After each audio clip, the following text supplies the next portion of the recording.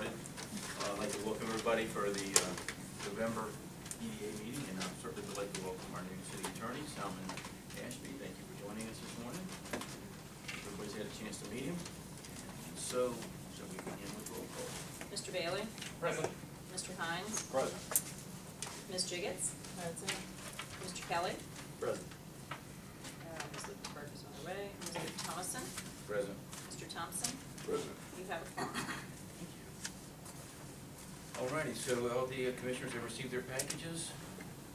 We have the minutes available for review. Any questions, comments? Motion approved. Second. Mr. Bailey? Yes, ma'am. Mr. Hines? Yes. Ms. Jiggets? Yes. Mr. Kelly? Yes. Mr. Thompson? Yes. Mr. Thompson? Yes. Minutes are approved. All right. Well, I think one of the next items that we've been waiting for a while, and everybody's excited to talk about our financials. So we have Cherry Beckert with us today, and we also have Alice Kelly here to talk about our financials. So Ms. Kelly, would you like to lead us off? Why don't I do this? I'd like to introduce Bruce Edoff and Cole Fagan as our representatives from Cherry Beckert. They're going to go over our FY15 financial results, and then I'll talk about the October financials after. Good morning, Chairman, ladies and gentlemen of the board. I'm pleased to be here with you this morning to present the results of the fiscal year 15 audit. You should have in front of you a copy of the financial statements, as well as a letter that's just some required communications that we're required to tell you as part of our audit. Now, we were engaged to audit the Economic Development Authority. In conducting that audit, not only are we required to understand and examine the financial statements and transactions themselves, but also your compliance with Virginia laws and regulations.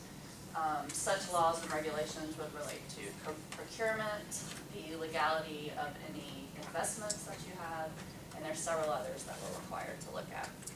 So in performing an audit, we are required to examine the significant balances and transactions in order to determine that you do not have a material misstatement within these financial statements. I am pleased to report to you today that you do have an unmodified opinion on the financial statement results themselves, as well as on the compliance with laws and regulations. If any matters were to come to our attention involving non-compliance, we would be required to report that to you. So I am pleased to report that there were no matters of non-compliance included in your June 30, 2015 year.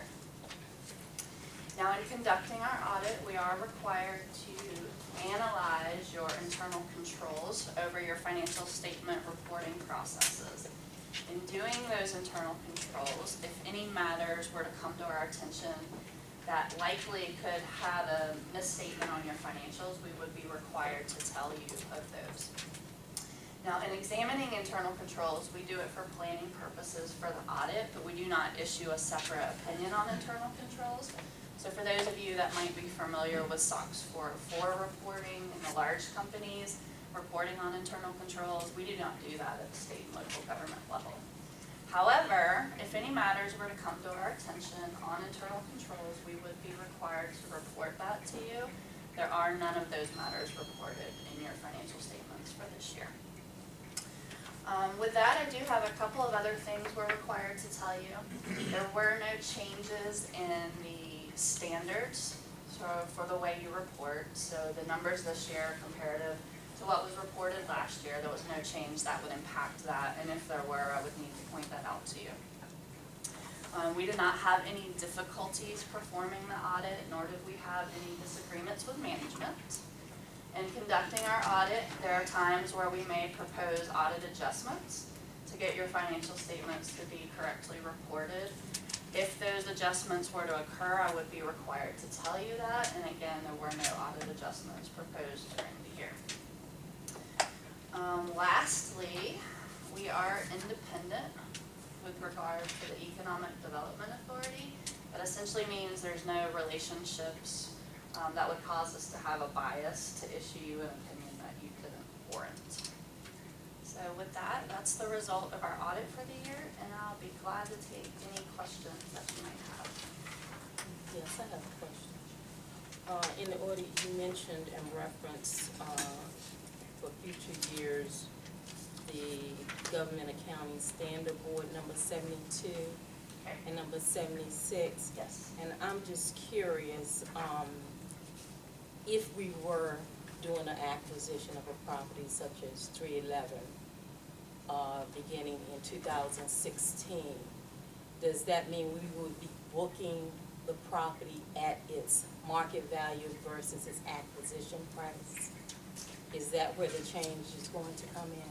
When this standard on fair value primarily for the government solely relates to investments, so Right, it wouldn't that was apply to a investment. real estate transaction. Oh, It would only apply to investments such as stocks and equity and debt securities, not investments over held in real estate.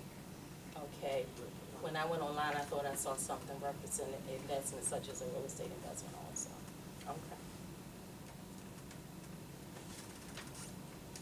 Oh, and the other, thing I would just like to say, I know the audit period is beyond that, but since you do reference the contact number for the Economic Development Authority and the address, I would think it would have been, good to have an asterisk showing what our existing address is as of now, instead of just showing the previous address, since we have moved.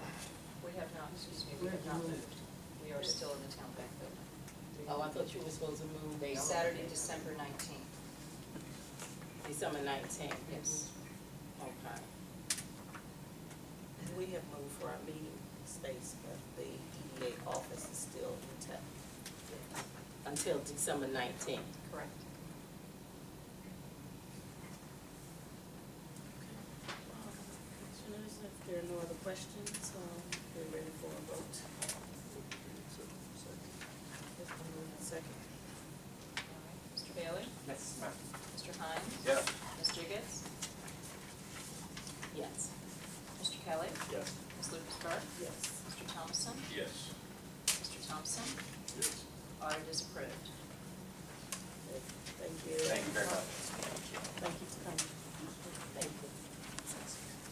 All right, we're now at our section of our old business. First up, we have, we skipped a section. Is there a question? October. Did you want the October finance? Yes, I'm sorry. That's okay. Been on by there. I guess I'll stand over here, being there's a nice podium. Thank you, Ms. Kelly. Once again, my name is Alice Kelly. I'm the Assistant CFO for the city. And in your packet, you have October financial statements. What I'd like to do is just go through some of the key numbers. Our total net position as of October 31st was $14,905,706. Year-to-date, the change in net position was a loss of $185,777. Development property outflow activity was $4,790, and investment property outflow activity was $3,061. Is there any questions or comments? I have one question. I know we had deferred the September 30th financials to this month here because there might have been some changes made. Yes, and I put those in the October financials, because we had EDA rent, I think those were, so we put that in the October and have it flow through, so year-to-date is correct. The P&L, but the actual month for September. September was understated, and then October would be overstated, and year-to-date would be correct. I put it where it actually was.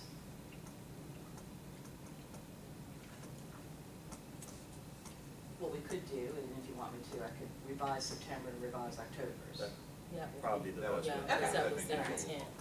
All right. You're showing negatives for the net operating income. The net position was, change was a loss of $185,000. Year-to-date would be the same. Okay, and I'll do that, I'll make a change, and next month I'll bring in September, October, and November's Perfect. financials, and we'll vote on those. That would be great. Okay, thank you. I like this format. It's a lot easier to read. Yes. Okay. Commissioners, are there any questions? we have 3 sets of financials to vote on. Do you want to vote on them all together? Or do you feel, you want to break them apart? What's your pleasure? Say, can we just wait till the next month and get all 3 for September, October, November, and we'll vote in December? Would that be? Yeah, I'm going to defer approval of the financials. So. Okay. Is that okay? Moved and seconded. Mr. Bailey? Yes. Mr. Hines? Yes. Mrs. Jacobs? Yes. Mr. Kelly? Yes. Ms. Lucas Burke? Yes. Mr. Thompson? Yes. Mr. Thompson? Yes. Motion to defer approval of the financials is approved. Till the December meeting. All right, now we're ready to move to our old business section. First up, we have our properties for resale, with our RFP.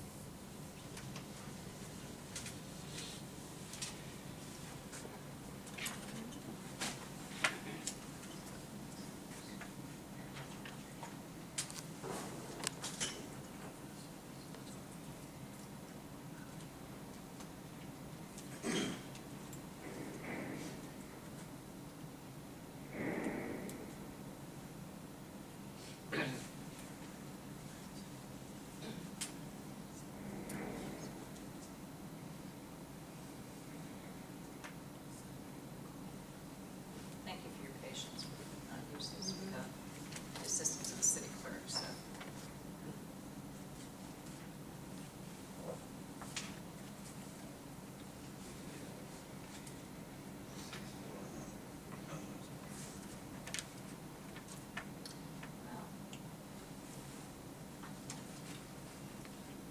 We could sing happy birthday to Commissioner Hines while we're waiting.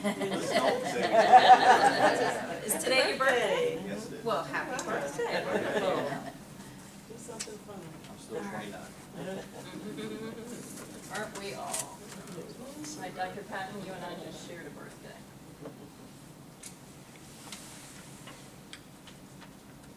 So you can sing to me and Dr. Patton then if you like. Yours too. Oh, Mallory, yeah. That's We're right. on the same day, November 8th. Wow. I'm in good company. We're in good company.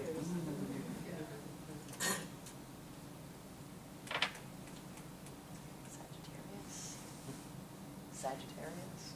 Scorpio. No, There you Scorpio. go. It's coming. Let's see, you don't have a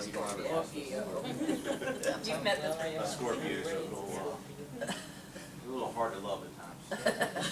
True. You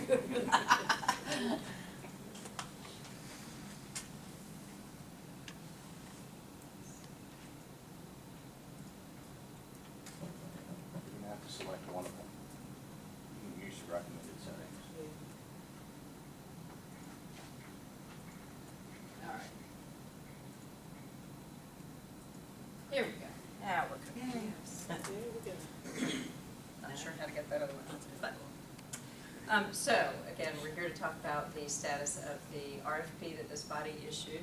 And just a quick slide to remind everybody of the schedule we've been working with. The proposal was issued, first of all, we have an ad hoc committee of 2 commissioners and 2 staff members, and we've recently added at the chairman's approval a 3rd staff member, Mr. Bailey and Mr. Thompson are on, represent the authority on the ad hoc committee. Mike Amons from the procurement department and I represent city staff, and more recently at the chairman's approval, we have added Jeff Barr from the city assessor's office to the selection committee. So the committee wrote and prepared the RFP. The proposals were issued on September 18th. We did conduct, and your vice chairman did a welcome at that function, a pre-proposal pre-bid meeting that we held on Tuesday, October 13th at the TCC campus, and had a representative sample of interested real estate firms from across Hampton Roads attend that. The proposals were due October 30th at 2 p.m. here at City Hall in the Procurement Department. They have been received. This week, the original schedule was this week to do evaluations of those proposals and, if necessary, interviews. We are slightly behind, but still on track with the ultimate timeline. So your committee has received their packages today. They will be evaluating and doing a written evaluation of the responses, and then those will be turned into Mike Amons on Friday of this week. He will then spend the next week evaluating and tabulating the results of that. And then if the interviews are to be conducted, and I would anticipate that they probably will be, those, along with the negotiations, would be held during the month of December.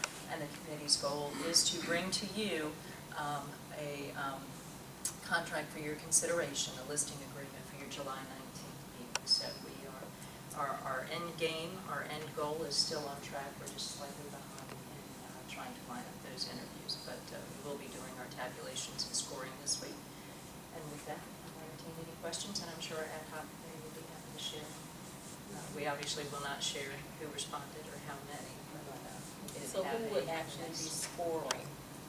Just the commissioners? No, or just the entire committee. The entire committee will be scoring. They'll have three, Mike Amons will not, it'll be, he does not participate in the scoring. He's a facilitator of the program, of the process, but it'll be the two commissioners and the two staff persons. And they will bring that recommendation to the full body for the full body's consideration and vote. With that, I want to commend everybody, great job.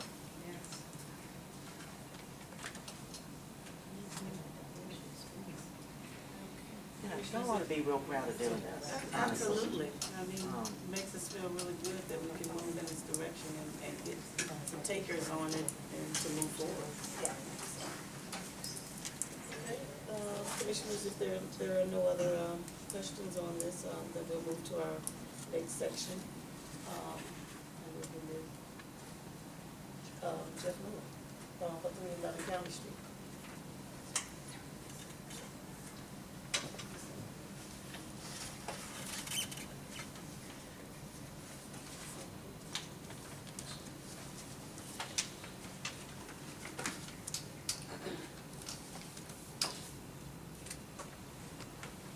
Chair, Commissioners, good morning.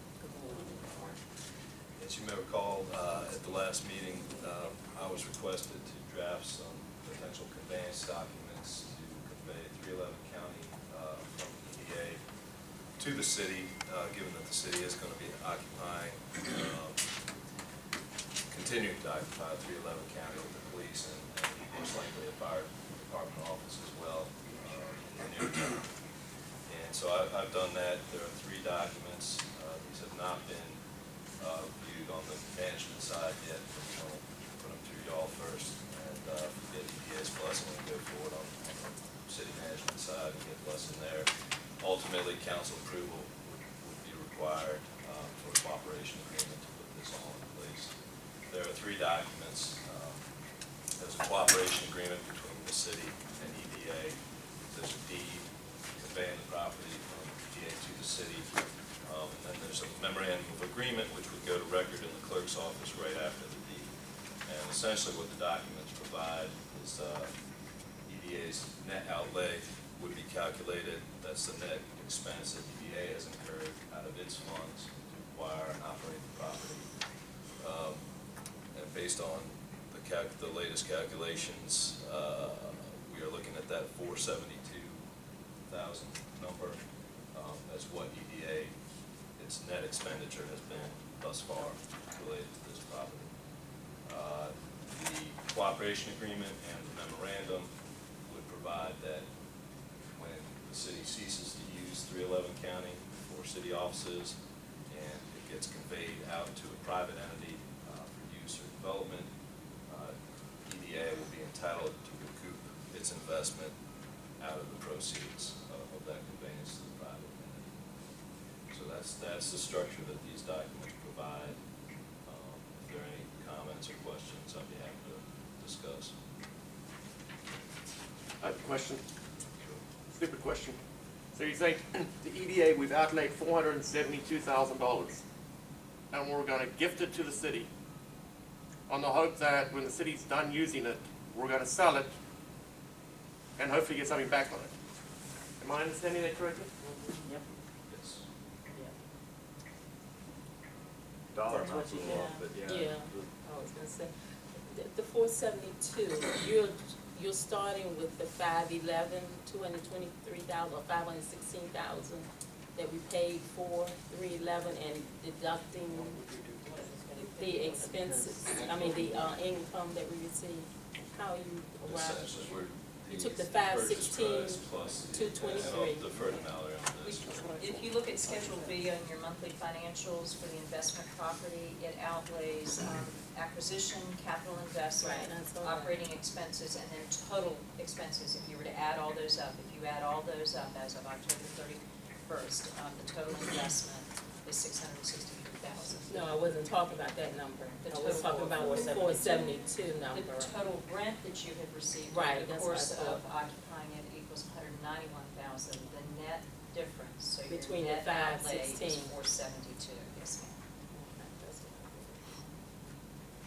And the total investment includes the work that we did in the lobby. Oh, yeah, that was, you know, you could see that, but I wondered about that 472. Madam Chair, just for notation on the first page of the cooperation agreement, on the recitals, the second line there, it says, whereas EDA acquired property with the consent of City Council in 2013 due to concerns about the impact of the pending sale of the assets of the owner, Smithfield Foods.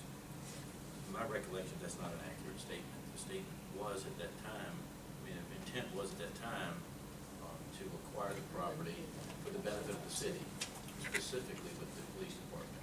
When the police department didn't want it, we were gonna look at turning it into a investment property. The second, the recitals, the very first page.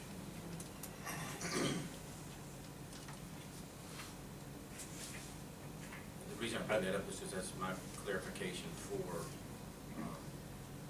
although I'd like for the net position of the EDA to be better as a result of this, understanding that if that was our intent, and I'm correct in that, then this meets the intent of that. If that was not our intent, then that's a different story. This doesn't express that intent in there. Well, you were No. concerned about the sale Yeah. because you had the police department in there, and that a new owner might Right, not. not want the police department there. Well, also, we hope to, at the time, there was conversation about where the city was gonna house its other departments and other, whatever it may be. So could we start looking at acquiring that entire area, and would this be the first part of it? Because of the value that we could, for the purchase price was significantly less than what the value was, and we were in a cash position to take advantage of it, and the city wasn't.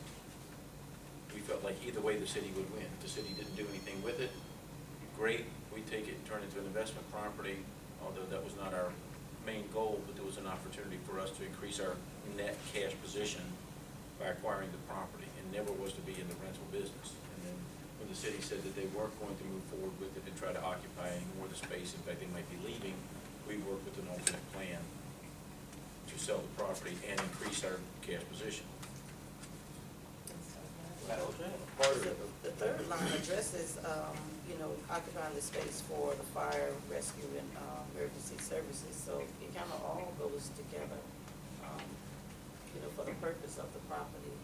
Well, the fourth one did give me some concern, whereas it is desirable for EDA to transfer title.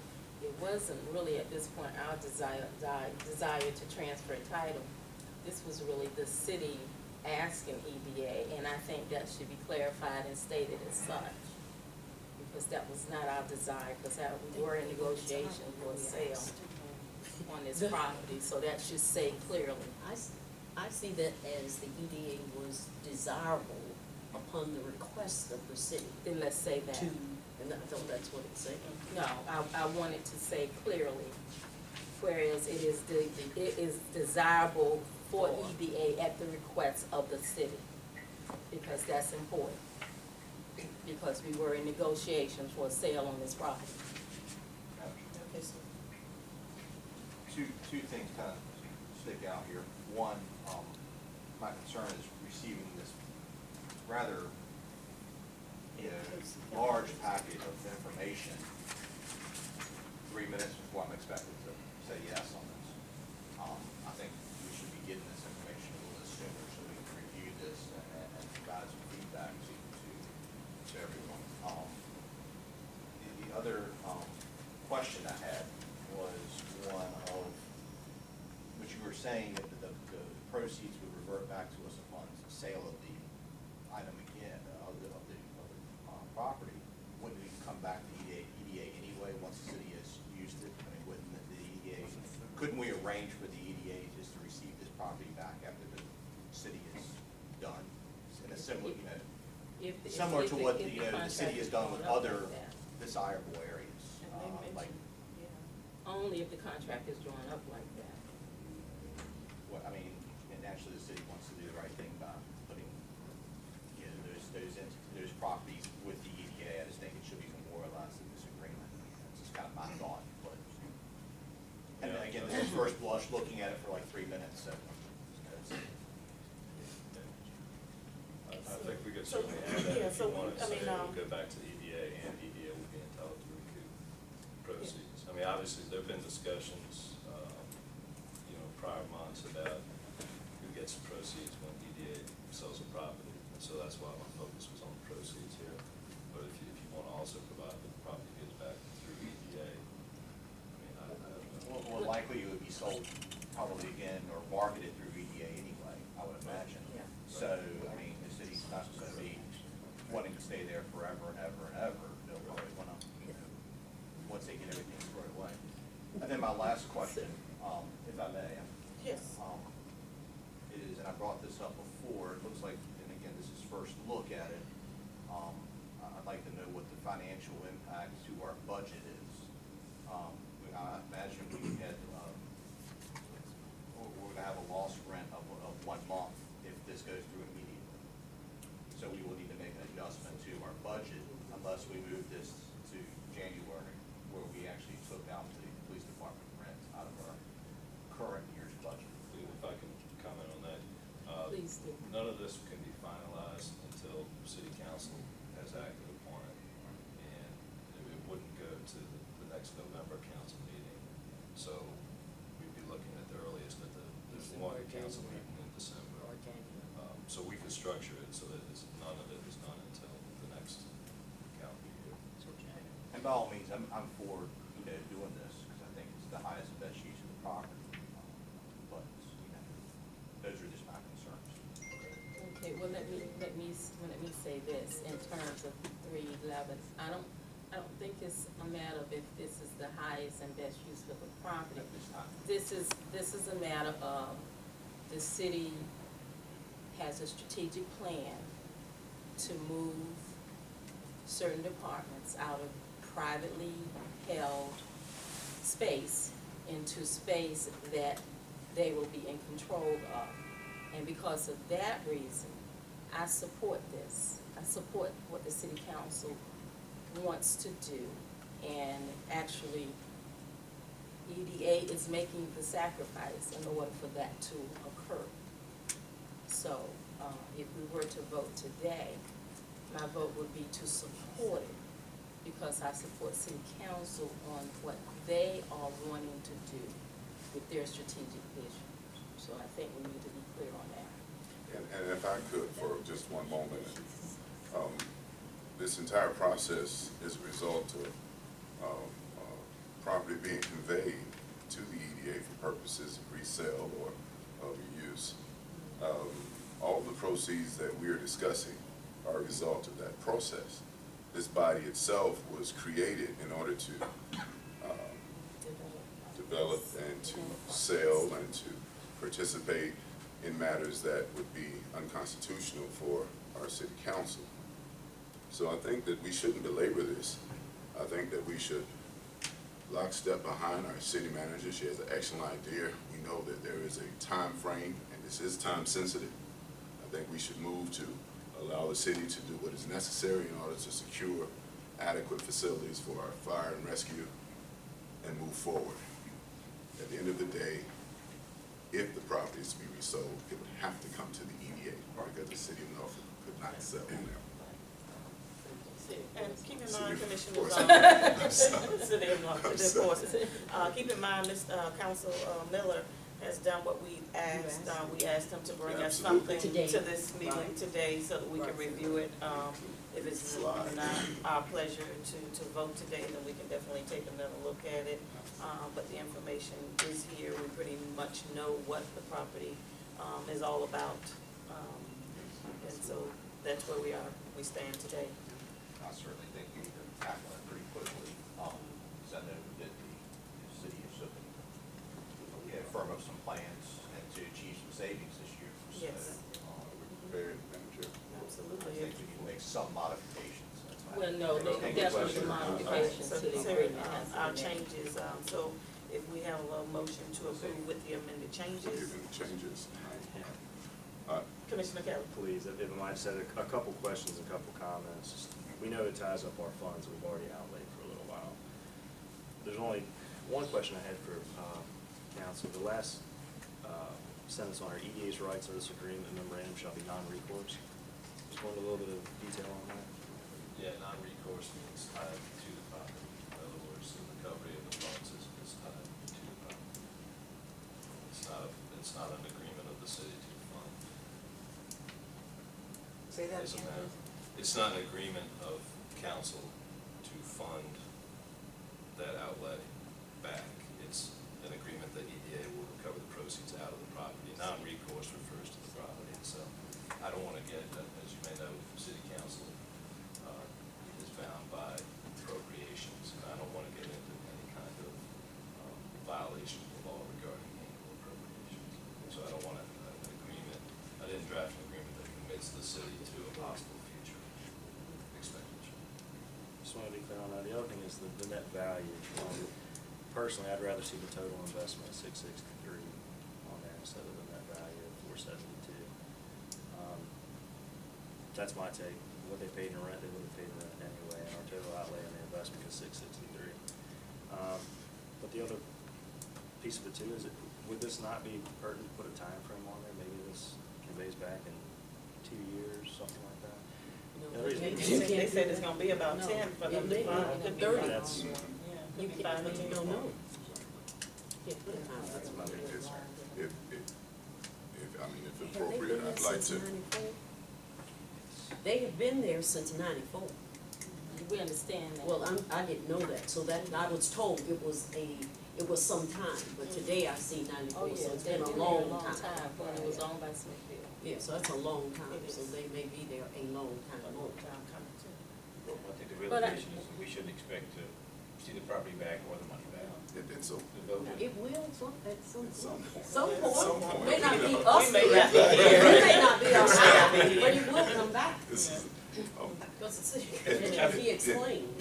pending changes, Yeah. necessary changes, I move that we accept the corporate agreement that was presented today.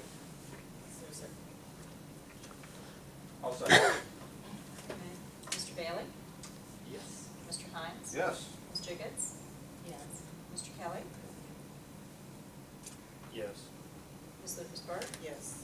Mr. Thompson? Yes. Mr. Thompson? Yes. Motion to adopt the resolution with the discussed changes approved. Thank you, Commissioners. We're moving now to our next agenda item, which is the Commons at Portsmouth Center, Victory Village. And that was presented at our at the last council meeting on past Tuesday, November 10th, where I was one of the speakers. Commissioner Hines joined me there. Thank you for your attendance and support there. A lot of presentations went forth. There was good information, but the deal for the rezoning was denied 5-2. So we had two faithful council members to go forward with it. And a lot of good information came out of the information that was presented. Of course, Planning Commission presented some good information on things that they thought that the rezoning should include. There was a letter of support from TCC. They were in favor of proceeding with the rezoning application. The developer had a team of persons who spoke on behalf of the rezoning application. So where we are today, the rezoning is denied. and it cannot be touched again or looked at or submitted again for a calendar year of 12 months, 1 year. So we are still with the current zoning standard that we have that was set in place prior to the rezoning application. Where that leaves us today, if there is any developable, marketable team that wants to come in and begin any kind of development under the current guidelines, then they are free, welcome to do so, but I think it's gonna be difficult, with the current zoning, that's set in place. And with that, we're just at a standstill again. And Madam Chair, I sat and listened to a lot of the same discussion, and, what I think would be appropriate is to maybe, since we are such a large stakeholder in this, and I'm not sure if this is even allowable at this point, but maybe we can reach out to the developer to better communicate what the city needs or wants from this property, to start a little bit earlier in the process, to involve a greater number of stakeholders, maybe even have a work session around this property. Now that we've got 12 months to all right, we've punted now, and we've got to find out what we're going to do. I certainly did not think it was appropriate for us to be in the midnight hour on this. And now that we can't do anything, and the developer's gone on record basically saying they can't do anything, then I certainly think it's appropriate for us to maybe lead the way here, the charge, and having some discussions with the developer, bring the multiple stakeholders around, the planning commissioners, the planners, the developers. Or even our liaisons on council, maybe get their input. But I certainly don't think we should wait till the last minute. And I certainly don't think we should be waiting for them to bring us something. I think we need to initiate the conversation at a higher level, from the city level, especially us as one of the larger stakeholders. There was also a concern with the rezoning application that it was a request to rezone the entire development, the whole 56 acres of the parcels that were there. And I guess my impression was that if it had been asked that a smaller section of it would be requested for rezoning, it might have been looked at favorable. Vice Mayor, I think it was a political vote and not based on the merits of the project. That's all I'll say. And I don't think all the meetings in the world, Tony, are gonna change anything now. How many years has this developer been meeting with associated staff? 10 years? 10 years. 10 years. I mean, 2003. what you're saying is right and what should happen, but I think there's too much politics in this now with this particular developer, basket land developer. If I might, I mean, I'm the political person here, I think that's the political reality. having spent 2 years working with the developers on their application, we did offer them, discuss with them, potential of doing a smaller, not doing all of it. It was their choice to do all of it. We talked to them, in fact, my first conversation with them was just to focus on the residential piece. They seemed to have a pretty good relationship with the Breeden Company. Breeden Company wanted to know what was going on around them. So knowing that the developer was interested in rezoning all of it, Breeden was non-committal. Really, the issue came to the residential component not wanting to move forward without knowing what was gonna happen to the rest. You know, this is sort of, chicken and the egg kind of a planning process. And so, I don't know what council would have done with it either way, but we did talk to them originally about trying not to take on too much, especially since the time they still weren't very clear on what it was they were trying to change to. They knew that what they have wasn't working, but they weren't very clear on what they were trying to go forward with, other than they have residential interest. And so I just want to make that clear. That came up at the council meeting. We did talk to them about the residential piece only. It was their choice to proceed with the whole parcel. Any other commissioners have any questions? Ms. Butler, you might be able to help me with this one. I'm trying to think, what kind of impact does this have on their takedown schedule? Their takedown schedule was frozen in time until they were vertical with 250,000 square feet, until they were coming out of the ground with 250,000 square feet. So I defer to legal counsel, but I don't believe they have the ability to take down any additional property until something else something's comes coming up. out of the Okay. ground. Thank you.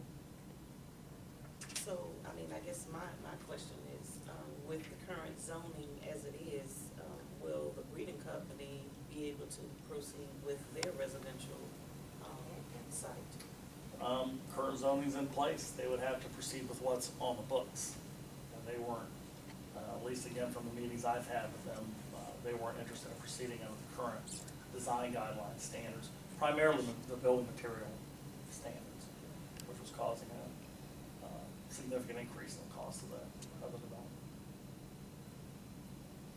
Okay, well, that is where we are, so, until, something new happens, we'll go forward with what we have. Do we have any action that we're required to take? We sent it We to have them. deadlines that have been passed, though, right? The last amendment that this body approved gave them a deadline of needing to be under construction at 250,000 square feet by August of 2015. The sort of unspoken understanding was that if they got an application in for consideration by June, that would be in the works, that on August 1st, this body wouldn't say, well, you're not under construction, since they were in the throes of the rezoning. That rezoning has now come and gone. They did formally submit a letter that said we'd like to extend for 2 years. No action has been taken relative to that request. My only concern would be that if we don't take action, we may limit our ability to take action if the deadline is passed and we haven't acted on it or clarified. Under council, what is that? It's a question for legal. To the extent that you haven't acted on, you have the agreement that you have in place. Much like, I think, the extensions that have been offered in the past, you're not time committed in terms of taking action. You're past that you could act essentially retroactive if you choose to. So there's no clock running at this point. You're at a standstill until you all come to a decision as to how you wish to.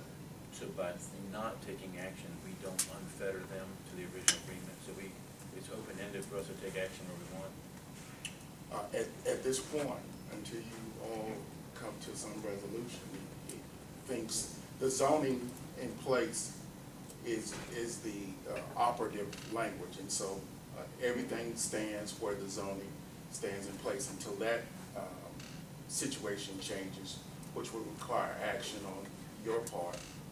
Nothing changes, so everything stands where it is, and as Mr. Baldwin said, there is no means of changing that for at least 12 months.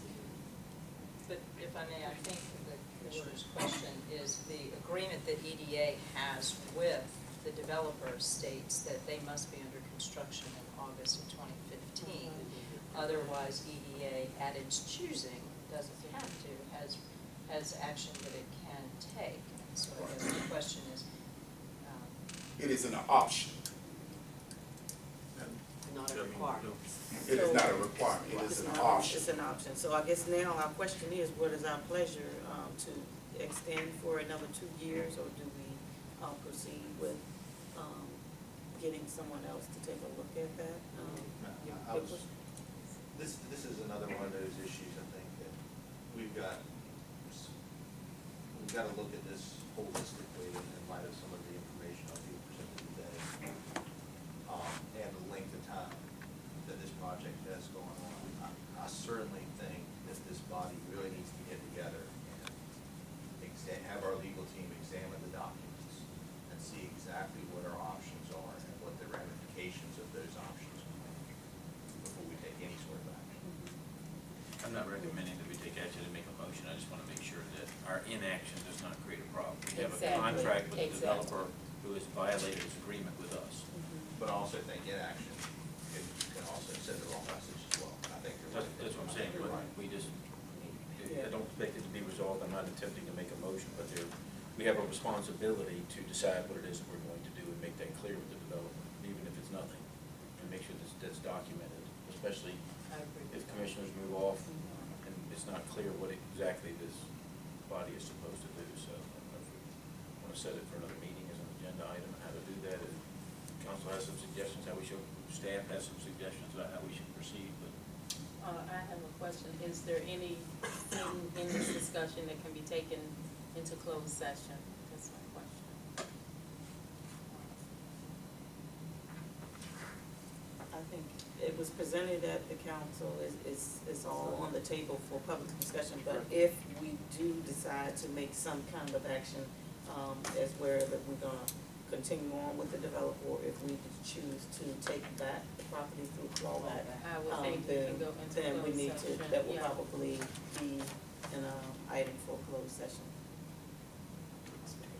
I'd certainly like to at least have Yeah. staff, council Yeah. provide Yeah, us with with some more information. recommendations prior to just going in and having discussions. Yeah. Exactly. Yeah. And I don't know, with obviously with Ms. Butler and our new council just being overwhelmed with the positions, perhaps maybe by January or February, we could bring it as an item that could be discussed without trying to put, maybe within 90 days, you could have some recommendations for us.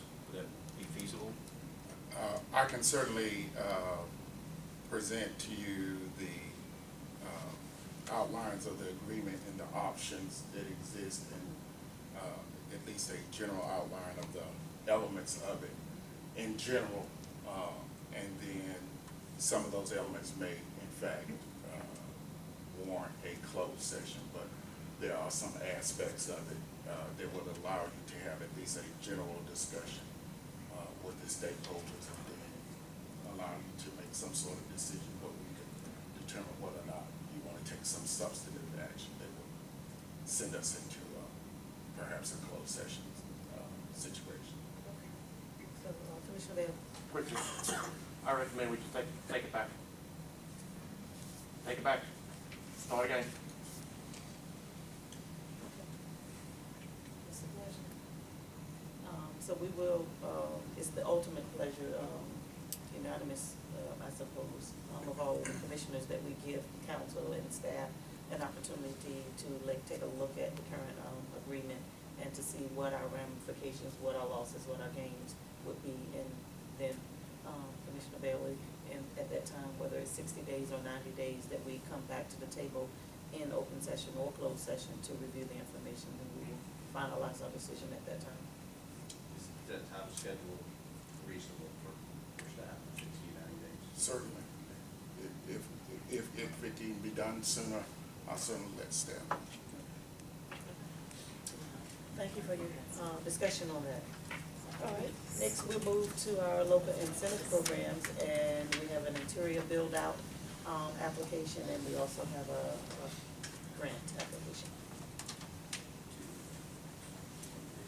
Must be able to our box.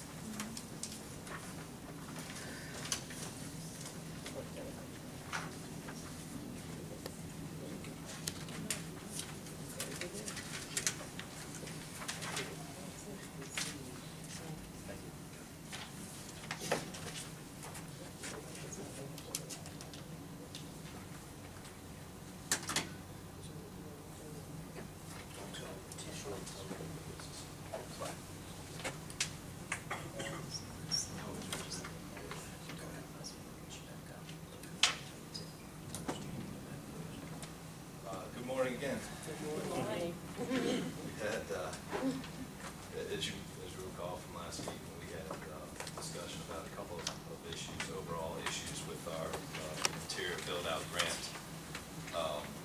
applications, and just determining what the commissioners believe the scope of the grant and eligibility for the grant should be. One of those issues was whether the grant is intended to apply only to ground floor space, or whether it it's intended to apply anywhere within a building that's within a designated area. And there was certainly a feeling expressed among some that it had always been the intent of the commission that this grant would simply apply to ground floor space, so that you can occupy the ground floor areas. We wanted to revisit that, and we have presented, if you look at the first 2 pages of what I handed out with the blue language, this is language that we would propose that would confirm the limitation of iBox to ground floor space. I want to note also that both of these issues that we're discussing right now, both of these universal issues, directly impact applications that you'll receive later at this meeting. So I want to note that as well. And I'll open it up to discussion as far as what the commission believes, whether it should be limited to ground floor or not. I certainly believe that it should be ground floor. I don't think it's, the intent is not to do a 6-story building at taxpayer dollars. The only 6th floor building that we should be helping is City Hall. But I certainly don't believe that would be the intent of trying to make a marketable area, so I would certainly support option 1. I totally agree that, you know, it should be the first, you know, the first level floor. We don't know what we could run into potentially down the line. We have 1 or 2 maybe now, but if we don't put a cap on what it is, it could be unlimited forever and ever. Amen. I think even if we're to consider the ground floor, I think it should be done on a per unit basis. Say if a particular owner owns a succession of 10 buildings, then they're just ground level buildings. We've still done the same thing. It's just not vertical. So I think that we should add language dealing specifically with per unit, You mean per owner, per unit. Per owner per unit? Yes, if 8 units, you can get 1, you can't get all 8. Yeah. We're limited. The amount of funds that we have should be dispersed in more. And you mean within a specific lot or a specific? Yes, well, yes, that's another thing, yeah. We should consider the locality, right? So in terms of, I think that we, if he owns a building in different areas, maybe we give them an opportunity in that case. well, if I may, I would, because of making sure that there's a separation here, I would move that we approve the change for option 1 to limit to ground floor. There's part 2 of the discussion. I know, that's why I was trying to separate it though, because, Right. so the motion for this section alone, I would move to approve that, to limit to ground floor. And the next part of the discussion will be Per how many unit. per unit Yeah, space. which is the next page. The 2 options. You have the 2 options here. That's the second part of this. I didn't want to confuse the 2 as far as the vote. That's appropriate, It Madam is. Chair. It is. Okay. Yes. Good job. So we have a motion on the floor, Vice Chair. Okay, second. Ground floor. All right, a motion to limit the interior build-out grant to ground floor space only. Mr. Bailey? Yes. Mr. Hines? Yes. Ms. Jiggets? Yes. Mr. Kelly? Yes. Ms. Lucas Burke? Yes. Mr. Thompson? Yes. Mr. Thompson? Yes. Motion carries.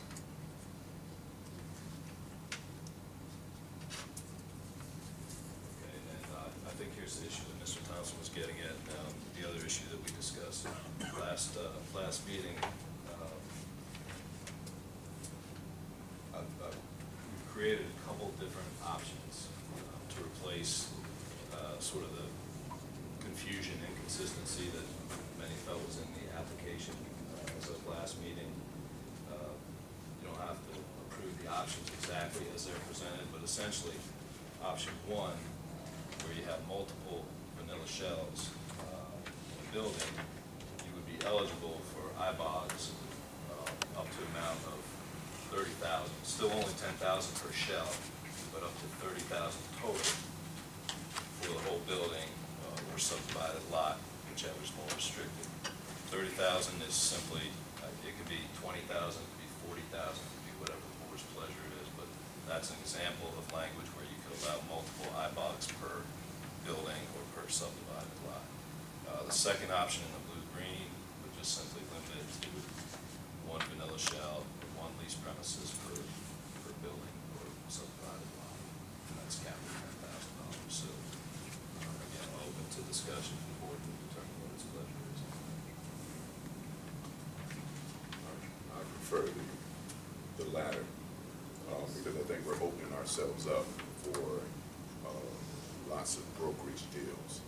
An individual is just a matter of going out and finding various groups, attacking a commission onto it, and we find ourselves bogged down with contracts with individuals that have sort of consolidated our funds in specific areas. So I guess to break that up, there are caps, $10,000 per owner, per locale. Madam, if I may,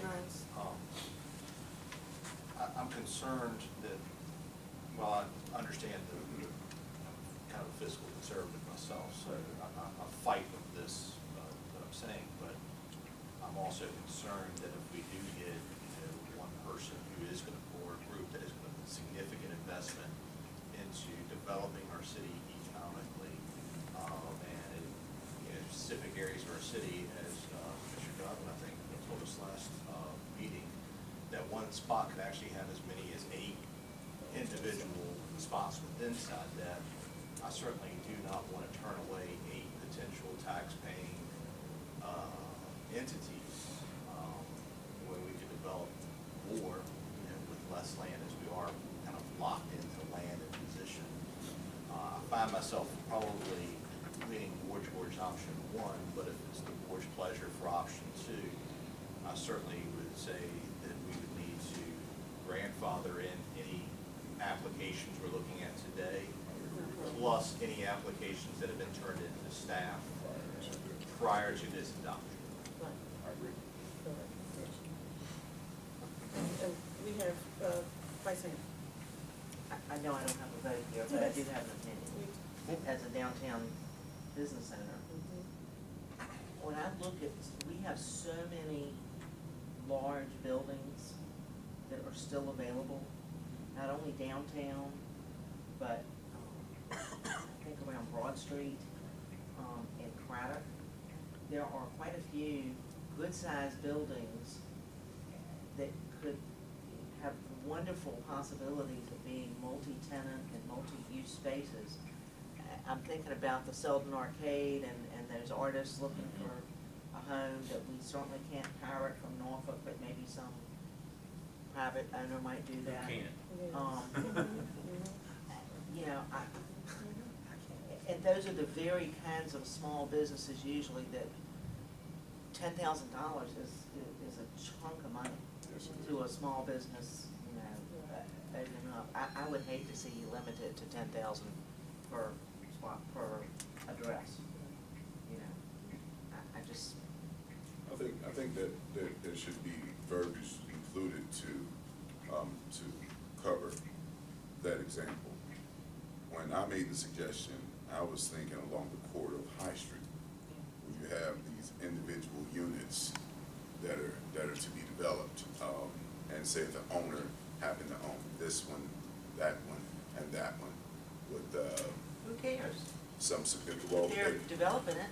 and they are, but say if we're limited in terms of the amount of monies available, we wouldn't make it to Broad Street or Craddock, because we got one guy that pretty much used up $80,000 of the entire budget, and then there's a limited amount of space.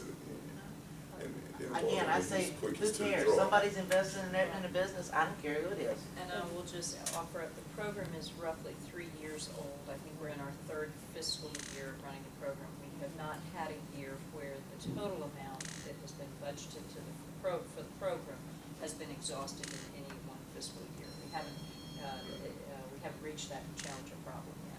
And I would just, we have not removed any of the power that we have to deny an application anyway. So if somebody we felt like was monopolize. Overusing the program, we Using the still have the right to program. deny that application, so. But I like your idea, Vice Mayor. I think are we looking at only owners, or are we talking about business owners? Are able to take part in this program? Both. We approved an application last month, it was not a no. Was not known. So in the case of, I'm just using Selden Arcade, the owner maybe was granted 10,000 and he did his corridor and whatever, but then he has 8 tenants, and each one of those tenants could come before this board to get an additional $10,000. No problem with that. The pleasure Yeah. of the Yeah. commission. Yeah, and if it's the 10 of us opening our own little shop, Yes, then, like I said, $10,000 is a lot of money to absolutely. a guy opening a small business. I would make a motion that we approve option 1 and cap it at 30,000. There's a motion on the floor, is there a second? I'll second. We're ready for a vote. Mr. Bailey? Yes. Mr. Hines? Yes. Ms. Jiggets? Yes. Mr. Kelly? Yes. Mrs. Lucas Burke? Yes. Mr. Thompson? Yes. Mr. Thompson? Yes. Motion carries, and option 1 with a cap of 30,000 per property is approved. Okay, thank you, commissioners, thank you, Council Miller, for that. The applications will be revised and back online. Now, my understanding is that we're gonna grandfather Any applications that in the are queue already- right now. Exactly. There won't be any. So, Just talking I mean, about for any that anything you got were right now. affected by that. I don't think any would be affected. Okay. And we don't have any applications submitted that are not Over on the today's agenda. amount. Okay, so you I don't have anything any, you're still I don't have processing. anything waiting for next month at this point. Okay, thank you. So there are no applications So we're to good. vote on. The changes There are are- 3 for today, but there isn't Changes are anything immediate. sitting on my desk Yes. for next month. Changes will be immediate, so they don't have anything Correct. waiting. Okay. But the same, regardless, they're immediate, because we just approved technically, Right. right? Okay, so we are moving, we're done with the IBOG presentation now, the applications, Ms. Butler. Thank you. You received 3 applications in your packages on Friday afternoon. The first one that we will review is 507 High Street. We do have Scott Waters, a representative of the development team that's doing that property. As you will hopefully read in the package, this application was for an interior build-out grant for requesting $10,000 that was going to be used in the upper floors. Staff did send you a recommendation of denial in that it was staff's understanding that the idea and intent behind the program was ground floor space, and I'll defer to council, but I think you have just made that action, taken that position and made it effective immediately, so I don't know whether you vote on the application or whether it's considered ineligible, or whether. Motion to deny the application. Second. Would I have an opportunity to speak at all? Yeah, If you're interested. I'd be interested, because I'm actually not all for denying this application. Okay, we have, Scott is Waters. there Scott Water? It was very interesting hearing you guys discuss the issue at hand. Obviously, as a developer, we appreciate any clarity you guys can bring to your application. We certainly, when deciding to purchase a building or come into an area, these incentive programs are very helpful, whether it's a small business owner or someone buying a building. It does. We deal a lot of tax credits. Without tax credits and certain incentives, we take all that into consideration when we consider coming into deciding whether to develop a building. And so when we make those decisions, based off of an application or based off of, correspondence, which I have with my staff, that basically led us to believe and I understand some people aren't here anymore, that correspondence went down where it was like, no, it's not limited to this, as long as you have qualifying costs. Part of how we structured this application, also, we're investing over $6 million in this building. Part of how we did this application was based on the fact that we weren't, you know, being restricted to this first floor when we turned it in. And so, you know, had I had to do it again, knowing that, we may have, you know, now we've already started to build, and we've already started to move forward, and obviously we want to get this building up and running. We're not going to wait around, so we can't go back and go through the process again, because we're already starting to move forward on certain things, and we have to have done that. Secondly, this particular building, and I understand you're trying to limit the first place. I understand his point. You guys have a limited amount that can go out, but I understand your point as well. Obviously, I'm very supportive of it. If you've got people that want to invest in your area and you create a program to help do that, it's a good idea to, you know, go ahead and the people that are trying to do it, give them the grants and the intent of it. This particular building, when we bought it, it was about to go into foreclosure, although it had existing tenants downstairs. The roof was leaking badly. There was 6 floors of moldy walls that were coming all the way down. The first floor tenants had leaks and leaks coming into their space. And more, when that bank foreclosed, it probably would have been condemned, and then those tenants would have been out. So you've got multiple restaurants and a convenience store in there. And so we're coming in and we're putting in 50 new apartments that are going to have a bunch of people that are going to live right in that downtown area at 507 High Street, it's the old Dinwiddie Hotel, that are going to be using that area and living and taking advantage of this whole commercial area, as well as all the money we're investing to make sure that the commercial tenants that are in place stay, expand, and have a viable space that they can be in. You know, if the structure of the building is falling apart, then their space eventually will fall apart too. Obviously, like I said, the intent is to do stuff regardless whether it's 7 stories or not. If you get 7 stories of people that are moving downtown, that is actually a good thing for the area. You want 7 stories of people living in the area, spending their money at the restaurants, doing all this. Like, all these tenants are going to be going down there into these restaurants. They're not only in this building, but up and down the corridor. So it's really good to have a program. I appreciate the limited funds on any program and the constrictions that you guys have on some stuff. She noted that you guys haven't gotten into a calendar year yet where that's been an issue. I know in other areas we go into, there's a limited amount of funds, and it's a kind of a first come, first serve thing, or they will take all the applications in and they divide the funds. At the end of the year, they decide, of everyone that's approved, here's the divvy of it, as another way of potentially solving that. But I think clearing up the application and having it correct beforehand instead of kind of, and I know it was no one's intent because I just sat through this meeting, but bringing someone in, that makes decisions based off this stuff, and then, as they're sitting in here having it denied right in front of them, it's not great for development. And we're not just in that location. We are over here. We're doing the building right behind us at 1 High Street. We received a grant last month. We received a grant, and that is great. We've got a restaurant space going in there.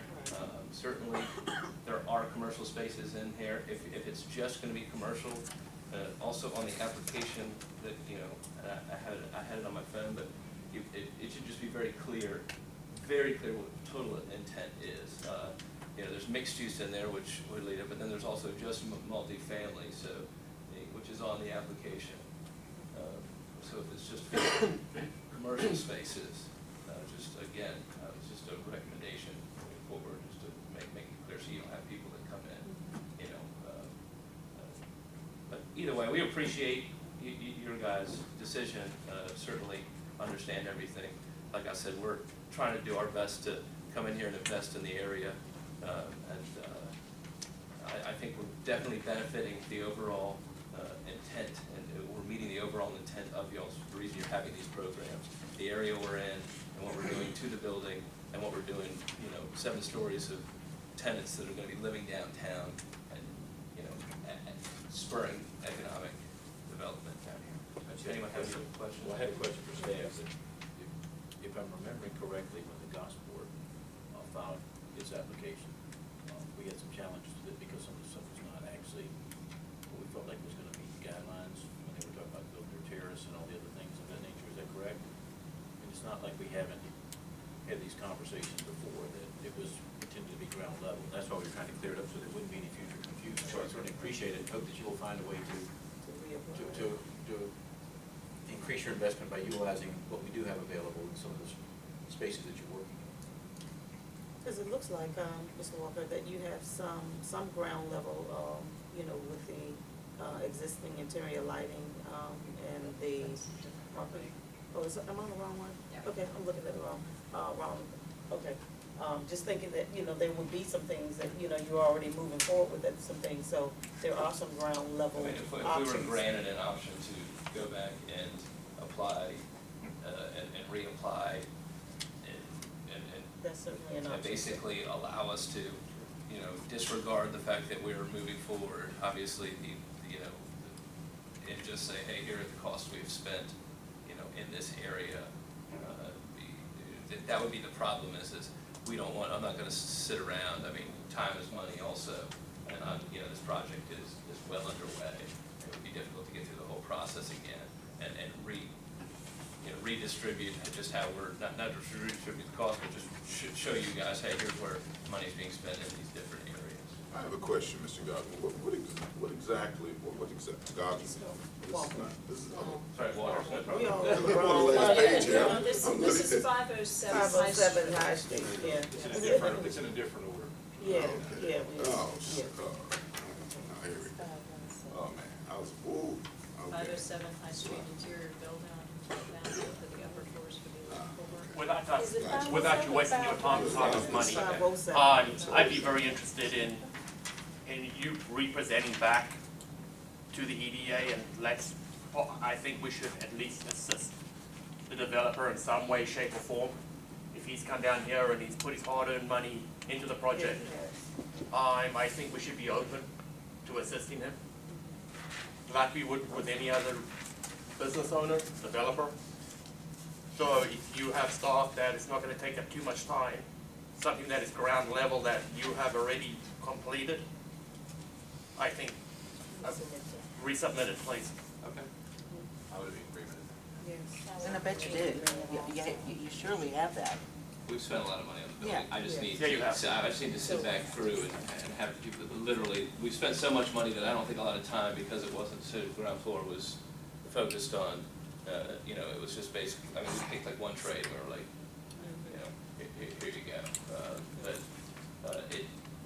even with all the money we're spending, again, you know, the tax credits, and all these programs you guys do are important. They're important in the decision of developers coming in. So certainly we would appreciate an opportunity to, and we might not hit the threshold, but, you know, we would appreciate any return on any of the costs that would qualify if we had that opportunity.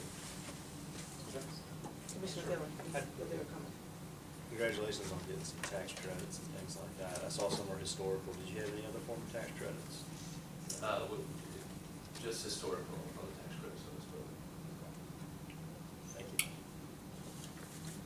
Any other questions, comments? Okay, yeah, we have a motion. We had a motion to deny. Motion is a second. Yeah. Second. Right. And denying a motion What? for The doesn't, upper doesn't floor. preclude any further Just this application. reapplication for, No. doesn't mean anything. No. And we'd like to see, I'd like to see his His ground ground floor floor. application. Yes, sir. And before, just to make sure that, I guess, we'd just be clear that we wouldn't be back presenting and say, well, you started it.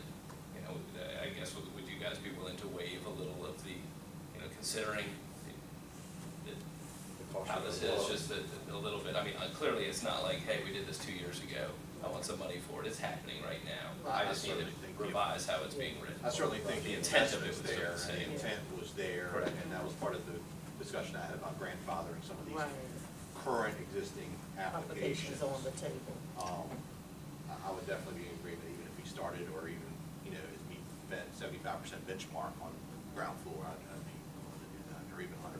I think I need clarification, exactly what you're asking about, what you've already spent so far, so there's no confusion. You'd like to Let reimburse him them? answer, please. It's okay. It's not that it's been spent, it's that and I'd have to go back to, you know, one of my staff did the application, but my understanding from what she told me was that, that we, you know, you're not supposed to the application process does take a little while before you guys can meet again, and we can meet again. I don't wanna wait that amount of time to start the work, so we will immediately resubmit. But, you know, when we meet next time, it's gonna be whether or not you approve it or not. I just don't wanna, you know, be sitting there not moving forward, and have it not qualify just for that. The work's being done either way, and I'm not gonna claim that it's not gonna get done if it's not approved. We'll be seeing, Council has a comment. Yeah, I mean, while I definitely understand the concern, I think there's way too much unknown for the board to comment specifically on what you may or may not waive at this point without an application in front of you. And my suggestion would be, to have the developer work with staff, try and figure out what could be reasonable going forward. In the meantime, as Vice Mayor Simmons asked, it's, the motion here to deny this application does not impact the capacity to resubmit something. So with that, we have a first and a second. Yes, we're ready for the vote. Mr. Bailey? Yes. Mr. Hines? Yes. Ms. Jiggets? no. Mr. Kelly? Yes. Mrs. Lucas Burke? No. Mr. Thomason? Yes. Mr. Thompson? Yes. Motion to deny is approved. Okay, thank you, Mr. Walker. All right, we'll move to our next agenda, to our next application, sorry, and that is 304 High Street. 304 High Street, this is the Oxford Building. The neighboring suite was approved last month. This is for 304, which includes 2 areas, suites A and B. It is being applied for as one collective area. As you'll see in the material that was shared, the staff recommendation is to approve a $10,000 grant for for this application. The expenses far outweigh and meet the thresholds. The application, or the staff recommendation indicated that they needed to provide evidence of insurance. They have since, this application was made, they have since provided that, so that is no longer a missing component of the application. And with that, I know that Tony Goodwin, who was here a moment ago and has now stepped away, was here to answer any questions if you had any. I'll be glad to entertain any. Any questions, commissioners? Nope. Motion to approve the application. So motion to approve, is there a second? I second. Okay. Mr. Bailey? Yes. Mr. Hines? Yes. Mrs. Jiggets? Yes. Mr. Kelly? Yes. Mrs. Lucas Burke? Yes. Mr. Thompson? Yes. Mr. Thompson? Yes. Motion carries, and the interior build-out for $10,000 for 304 High Street is approved.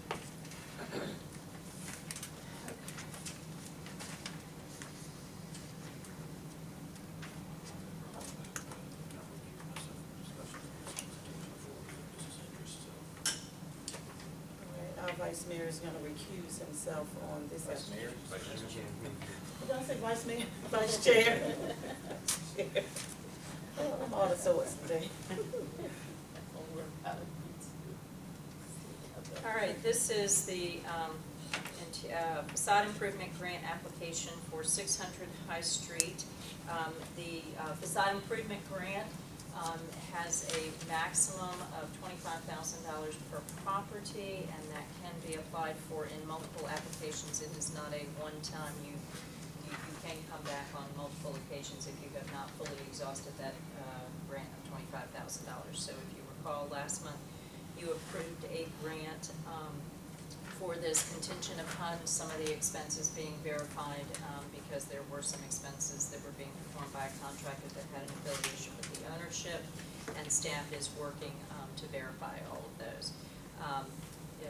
As a result of the fact that you had that contingent grant awarded last month, that would leave this application with a maximum of $16,586. Staff does recommend approval, again contingent upon the expenses that are affiliated with this application being verified, and I have already, prior to your hearing today, started that process to verify those. How much longer will that take now? A couple of more days. I met with General Services yesterday. They have some follow-up questions, which I shared. We have Stephen Woodard, who is representing the applicant today. I've already let him know that we've got 2 or 3 follow-up questions to get a little more clarity so that we're comfortable with those numbers. So, to add, I believe this application came through and was approved a couple of years ago. Was it not same building, same purpose, the handrails around the top? That is correct. Light.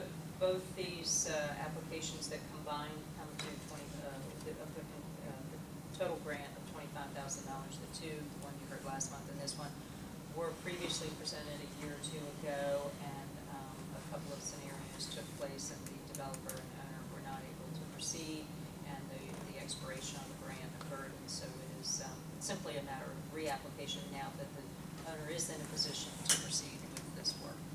Howard, just give me some clarification on how much is available. For this particular one, it's on the cover memo, $16,586, because they have already received last month contingent verification of some numbers, $6,644. So the total between the two for the entire facade grant program for this one property would be $25,000. And again, if you look through the applicant is spending a substantial amount of money both in both programs, or in both applications, substantially more. Madam Chair. I will, not sure if I can support the entire $16,586. Again, I go back to the, my discussion that roofs should not be a part of the facade improvement grant. Roof is a maintenance, a cost of doing business item here, in my opinion. So it looks like there's some lights and handrails. I think it's $28,000. I think it's the quotes that he received. I can support $14,000, which would be half of them, but I certainly don't think that it's appropriate for taxpayer dollars to go to funding roofs or even parts of roofs. I can comment on that. But the application, but our requirements at the moment allow for that. And Under the fade, but not being interior building. Can I comment? I think where everyone's missing it. The gentleman in question is not requesting we fix his roof. The renovation will include replacing the roof on a perimeter. The gentleman in question is talking about spending $40,400 on the building total. He's requesting $16,600, okay, to be completed. Installing the marquee, converting the interior lighting LED, and installing lights upstairs. If the gentleman in question sticks to that, no roof, I'm up for it. It's just the perimeter roof, as the application says, it's not the entire roof, just the roofing to repair the handrails. In order to have a It's for the balcony. facade, it's not to replace the entire roof. They were.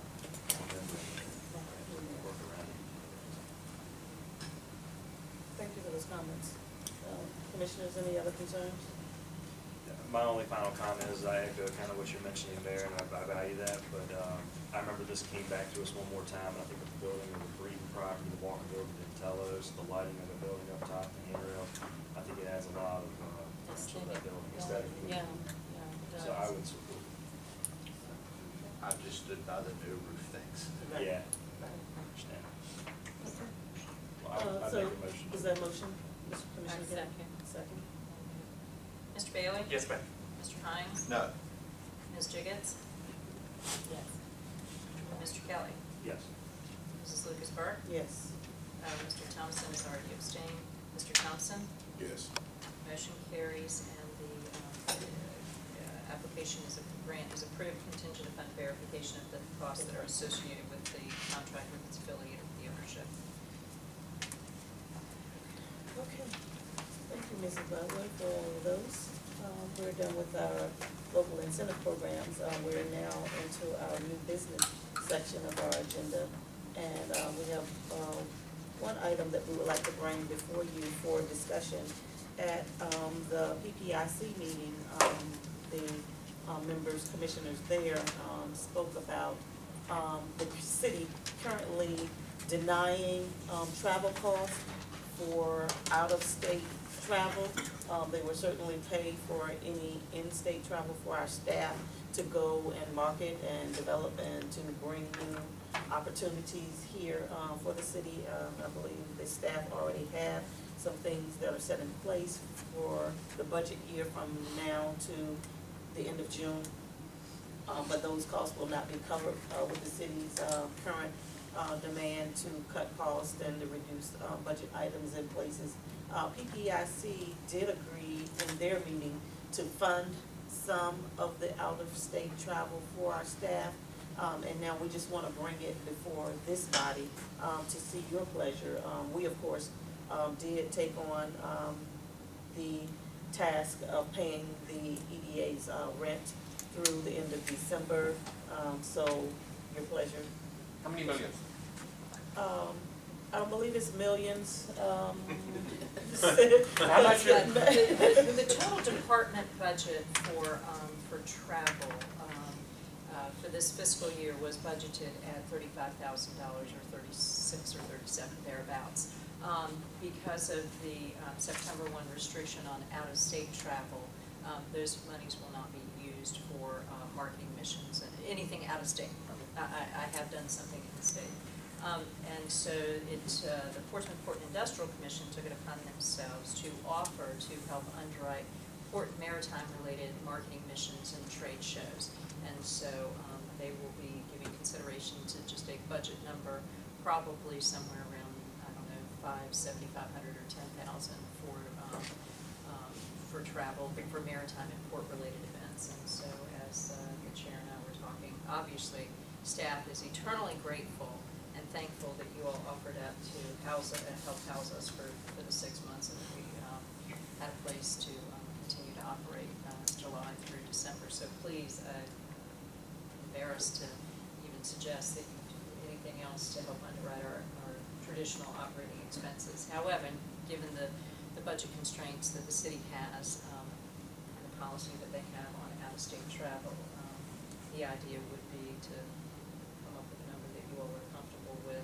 And also, this is all going to be staff and manpower contingent. I mean, right now, I'm the only person, so there's not but so much travel I can do and still be in the office and conduct the business. $15,000, $20,000, $25,000? Probably 10 or 15 for the balance of this fiscal year, and that may even be aggressive. To me, it's a no-brainer. I mean, it's irrelevant to what we spend on the rent for us to promote the city outside of the state and say no and restrict it. I'd like to make a motion that we underwrite. Well, before we make a motion, some more discussion. Some more discussion. I Commissioner, we have Commissioner Higgins and then Commissioner. I'll follow that. And certainly I'm a proponent and advocate for recruiting for economic development initiatives outside of the area, outside of the entire Hampton Roads area. I don't have a problem with that. But I would be interested in knowing at the appropriate time more about the travel that you are intending to embark on. Yes. And also, it did bother me that when you all took the trip to Las Vegas, I think it was, before the former director left, there was never any feedback given to this authority, although we didn't pay for it at that time, the city did. But I still feel we should have at least gotten some type of feedback report on the economic initiative when you all took that trip. So certainly, if we agree to do this, we need to be kept in the loop and provided that information. And if there is an opportunity where it would be beneficial to take someone from either at the city council level or at the commissioner's level with you on the trip, that will make it even more result oriented, then that would be my pleasure also on that. So before you make the motion. I just needed to put that out there. And if I may, I can give you just sort of a representative sample of the kind of shows and marketing missions we're talking about. Right, I don't want you to give away anything that, No, you know. none of these are commitments, but, you know, we have a series of targeted industries within the efforts that the economic development takes. Port and maritime related businesses is one. That's kind of covered because the port, PPIC has said they will help with that. We also have our community business initiative, which is for small businesses, women-owned businesses, veteran-owned businesses, minority-owned businesses. And we're looking at things like, and we've done some of these shows in the past when we've been able to do this with general funds.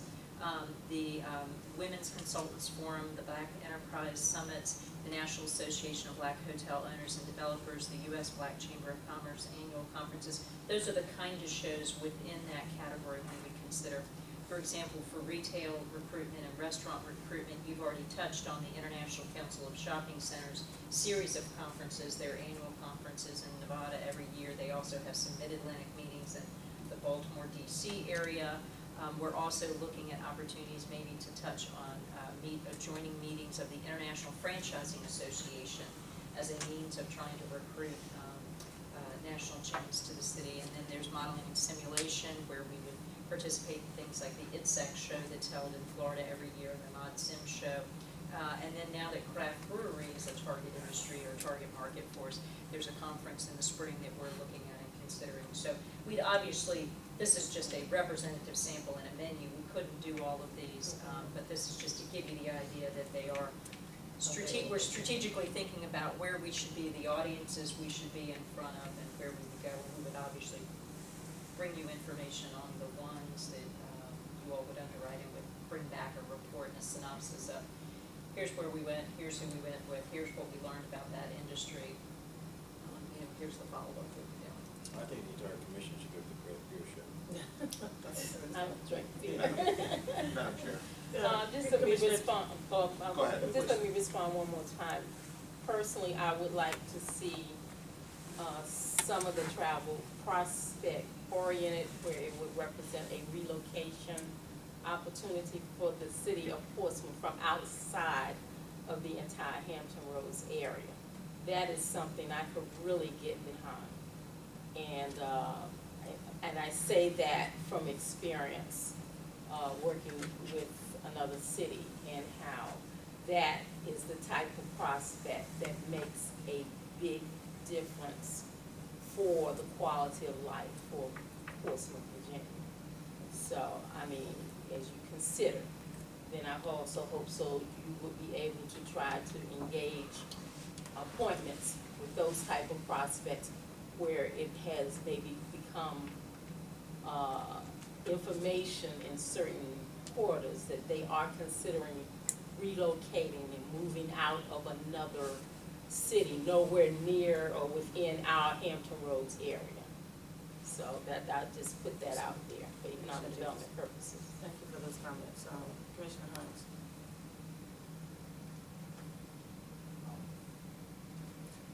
I guess where I'm coming from on this is, Mallory, you're probably a part of the team, but when did you make your first contact with Walmart? That would have been either 2003 or 4 at the ICSC conference. Likely a similar situation at Kroger and a number of these other wonderful things you have brought to our city. So I think it's irresponsible for us to not help in this endeavor. I also think that our city, in its appropriated budget, has provided you funds with such restrictions that you probably will not be able to exhaust all of those funds inside the state of Virginia. I think this is another situation where our city is going to push down an expense onto its commissions. And I'm not sure if that's appropriate. I certainly believe that we should support after the monies have been exhausted, to further but I don't know if it's appropriate that the city be so short-minded and narrow-minded on, development opportunities that have been, and opportunities for you to get in front of those people that you need to get in front of to sell our city. I don't think that's appropriate for our city.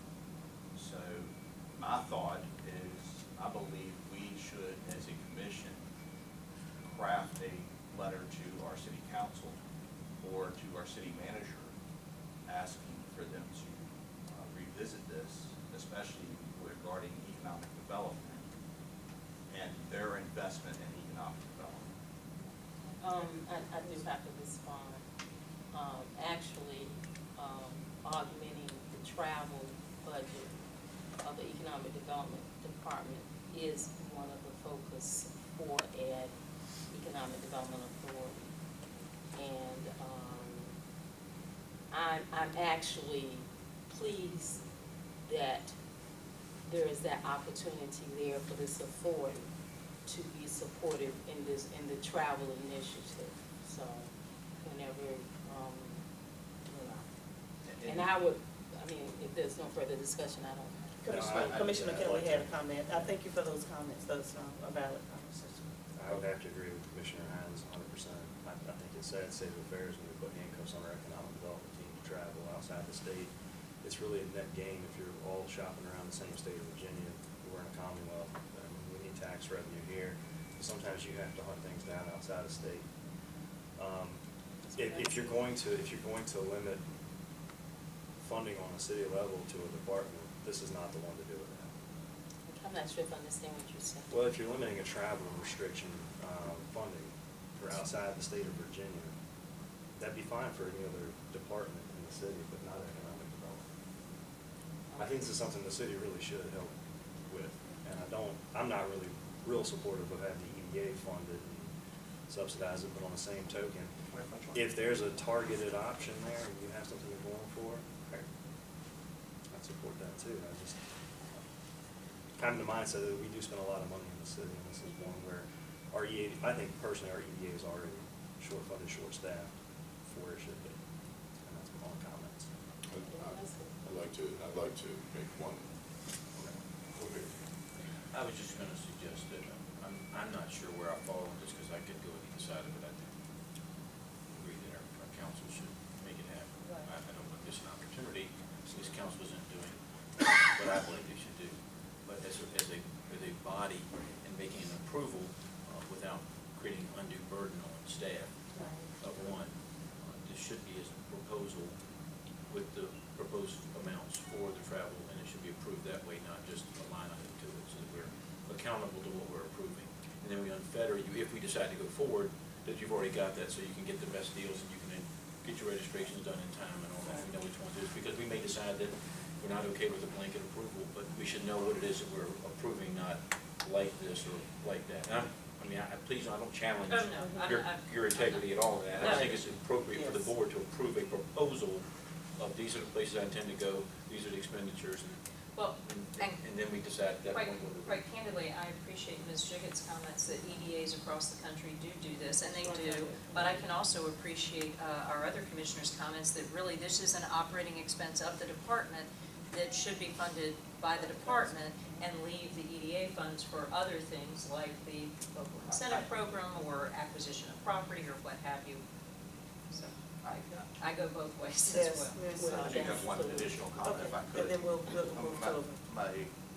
My thought is, yes, I think the authority should support these things, but I think our support should be above and beyond what is appropriated to them in their operational budget.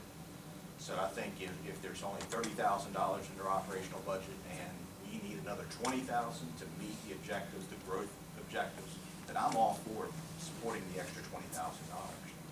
But I do think that, of that budget number, and I've put together budgets for municipalities for the past 4 years, that number didn't just arbitrarily fall out of the sky. It's based off of actual expenditures that the city council and the taxpayers have taken on for a number of years. Even though there may have been some cuts, there's money in there for those out-of-state travels, and those should be exhausted first, in my opinion. And anything else that staff would like our support in, then I think we should support it. But being that we're going through an approval process like we're speaking of, but I do think that we're letting city council off the hook with our taxpayer dollars for economic development. If we just blanketly say we're gonna pick up the tab for anything outside the state. And currently, right now, they're not funding any. So if we don't fund, She won't get then she funding. won't get to go to these, upcoming traffic. It's a staff administration policy that came about, that there's no out-of-state travel. So council's probably not down in the weeds on this at all. And It's a that administration. occurs many times. As I said, economic development authorities come in to be that stopgap support. So, I mean, you had the motion on the floor. I can't Yes, recall. I mean, It was so long ago, I can't You know, recall it. I will definitely, I just want to make a comment, and I definitely plan to make a motion whether it passes or fails, so we can put this to rest. Either we Right. shoot it down or we're gonna do it. First thing I'd like to point out is that Ms. Butler did point out that it was about $10,000, and she even suggested that that was a pretty aggressive figure. I'd like to take a look at that 10,000, let's just pin it, so that we can give a dollar amount to what we're. That's through the end of the fiscal year. Through the end of the fiscal June. year. We're halfway through. Exactly, so that's the first thing I'd like to know. Secondly, do not lose sight, ladies and gentlemen, everything we have comes from the city. We have not, as a body, went out and purchased anything on our own merit. It's been transferred. Even our legal work is done through the city attorney, who's a member of staff. Right. So I think that we shouldn't overthink these issues as if we were a real estate development corporation. Thirdly, and most importantly, all of us can agree that Ms. Butler is doing one heck of a job. She's a one-woman machine. I mean, she is getting it done alone, including looking at packing up an office. Can you imagine a woman recently married In her own house. in her own house? Yeah, and all of the stress and pressure that she already undertakes, every opportunity we have to make it easy for this lady, I think we should take the liberty and pleasure at doing. And if $10,000 takes just one grain off of the side of her plate, why are we having all of this discussion? Well, don't limit it to the 10. I would like to make a motion, I'll second it. whether we agree or disagree. I'd like to make a motion that we appropriate the $10,000 for the balance of this year to fund Ms. Butler's budget if she feels a need to attend anything out of state, that she has the liberty to do such. I'll second it. All right, good, we took the place. Let's get a vote. Okay, well, before the vote, I just want Okay, is to. there further discussion before the vote? Commissioner I Coyle, just only Vice ask Chair. that you consider amending your 10,000. your motion to a proposal from staff prior to that. We should have a proposal. It should not be a blanket amount of money. That's not being. Can I And just, PPIC is doing it And they doing similarly. $775. But I mean, they're doing it similarly, they have not authorized an amount, they've An said, amount. come back to us with some ideas of. I think that's, what. I mean, amend the vote. Okay. no, go a minute, leave it a line item 10,000, the reason is, Ms. Butler is on her own running On the her own. operation, for us to go nickel and dime, Right. get a pre-approval, you got an opportunity to go to Vegas to go pick up the Kroger, get on the plane and Let's go. go. Yes, sir. Let's go. You know, I mean, I don't think Ms. Butler's gonna take the money and go to the Caribbean. No. And we have plenty of things that we've already, there are plenty of items that have already been tabled that we're gonna come back to next Yeah. month after. Correct. This is not Get one. 10,000 and go. Please. Move on. It's on. Okay, so we have a motion, we have a second, let's Let's call take for the a vote. Well, no, I'm unready. Unready. I'm unready, only because you made a comment about all the properties that we've gotten from this city. That's not true, because we purchased 311 outright, even though I wasn't on the authority at that time. That was an outright purchase, so. Some So was was big, purchase, right. so Okay. we just need to clarify that for the We next. asked the applications to come in for a big grant to give a full breakdown of all the expenditures, and then we asked for another contractor to validate the expenditures before we'll make an approval on that. That's just, the proposal needs to be there, so I want to support Ms. Kayla, but I won't support the motion as it is. Just Ms. Butler. Prepare for vote? Yes. Let's go. Prepare for the vote. Okay, so the motion is proposal to underwrite $10,000 of travel in the balance of the fiscal year, knowing that staff will give detailed information on the travel. Correct. May I have one quick comment? Very quick. One quick comment. I will support this only for the ease of this buffer. Yes. Thank you. But we will have additional staff by the end of this fiscal year, so there will be other people. Well, I understand, but I'm just saying for the ease of staff, at the Right. current Jeff, level, I'm I'm doing it to Caribbean, support I'm not only coming for that back. reason. But I do think it would be appropriate for us to For at us to least look at this address for the this next budget for our year. next fiscal year. If this Yes. turns into an issue, we Yes. should probably at least Absolutely. talk to our city council and say, look, we're This is willing to important. help. We just want you to, you to have that line item that they have be expended as well. Okay. Ready for the vote? Yeah. We have a, Already this is moved in motion second. and second. $10,000 line item. And So, if you first, said something, second. you will report. I mean, I will provide reports. Yes. Well, is that part of the motion? Right, that's all. That you need to I restate can't it. amend the motion. believe that's part of the motion. Yeah, That's we not make part that of the part motion. motion. Okay, Can you make that part of the motion, And that Julius? we- All right, we have a provide- first and second, would you amend your motion? Please do. Okay. That I make a motion that we accept the line item as stands with the additional information provided by Ms. Butler regarding the specifics of the traffic.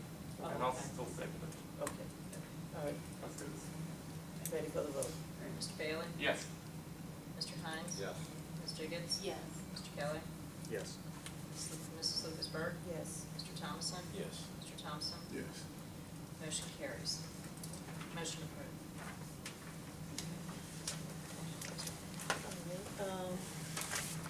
Now we're gonna move into our closed session. We have one item for closed session, and we don't anticipate any additional discussion after closed session. Thank you so much. Thank you for being here, Mike. I appreciate it. Whereas the Freedom of Information Act provides the Board of Commissioners may hold closed meetings for certain purposes set forth in paragraph 2 of the Code of Virginia of 1950 as amended, and whereas the board desires to enter a closed meeting for the purposes set forth below, and whereas in compliance with the requirements of the code, the topics to be discussed are set forth below in the subparagraphs authorizing discussion of topics in closed session are set forth in parentheses after each subject. Now therefore it be resolved that in compliance with the Freedom of Information Act and the above referenced sections, the Code Board Commissioners shall meet in closed meeting on November 17, 2015 for the purposes of discussing disposition of publicly held real property where discussion in open meeting would adversely affect the bargaining position or negotiating strategy of the public body. 3335 and 3345 Victory Boulevard. Need a All second? right, there's a motion. Is there a second? Okay. Hold on. Can't do this until I take the notes. But I can pull up the PowerPoint, which you And can't I do do, and I until do everybody's out. apologize, but Dean, I need you to reread that, because I was having a conversation with you. No, we're gonna reread it. Boy, you better get out of here. same one we read it. No. You better This get is out the of motion here. to go into closed. I second it. And he I second second. it. Commissioner Commissioner Hines. Jiggets is unready. Don't play with me this morning, y'all. Reread that, please. No, read it to me, please. I'm serious. No, I'm actually being serious. Said, no, we're not gonna reread this to you. Be If, quiet. no, I'm not gonna be So, quiet. Commissioners, we have a motion to go into closed session, and there is a second, so we will call for the vote as soon as Mrs. Butler prepares the And while PowerPoint. we're doing that, can you just reread it to me, please? Thank you. We went, Ms. Jiggets, it is for closed session for 3335 and That's fine. 3345 Victory Boulevard. Thank you. All right, we have a first by Mr. Thomason and a second by Mr. Hines. Mr. Bailey? Yes, ma'am. Mr. Hines? Yes. Ms. Jiggets? Yes. Mr. Kelly? Yes. Mrs. Lucasberg? yes. Mr. Thomason? Yes. Mr. Thompson? Yes. We are now in closed session. We're batting our eyes.